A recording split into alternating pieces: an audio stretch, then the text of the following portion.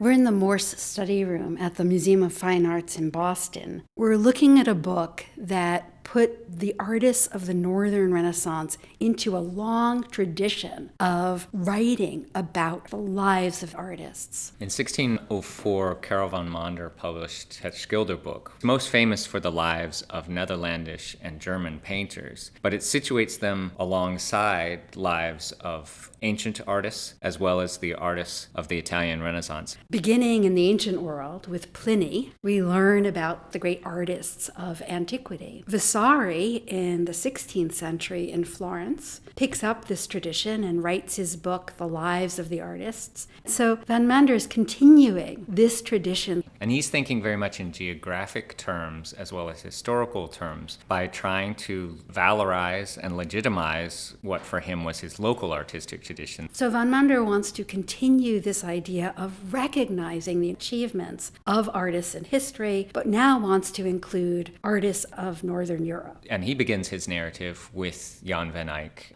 Beginning with Van Eyck makes sense as this starting place in the early 1400s for a new kind of art, which is based on intense realism, an observation of the world, and also an assertion of the status, importance of the artist. Van Eyck signing his name. There's a reason why Van Mander begins with Van Eyck, because he's one of the earliest artists in the Northern tradition who we know by name. And one of the legacies that we have from Van Mander is that he writes not only about Jan van Eyck, but also about his brother Hubert. He credits the creation of the Ghent altarpiece and some other works as co-creations by Jan and Hubert van Eyck. Today, we know of works by Jan van Eyck, but we continue to search for the creations of Hubert. One of the other ways that Van Mander has left art historians with a conundrum is in his discussion of the invention of oil paint. Van Mander credits the invention of oil paint to Jan van Eyck. We of course know that there was oil paint before, but he famously sets the story, which for generations of art historians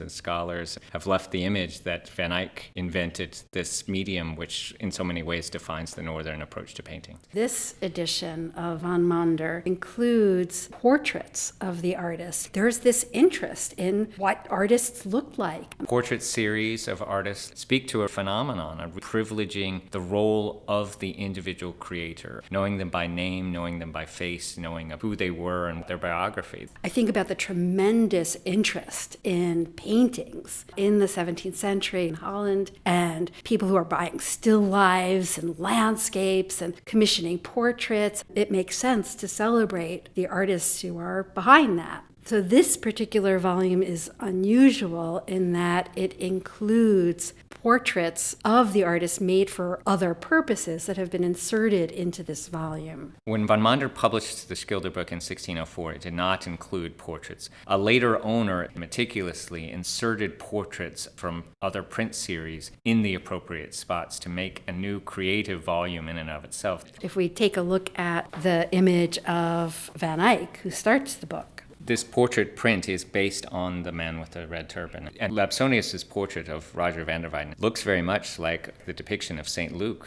that Roger van der Weyden painted that also hangs in this museum. And then we come to the great German artist Albrecht Dürer. The portrait of Dürer inserted here is from the print by Wenceslas, which in turn is based on Dürer's self-portrait from 1498.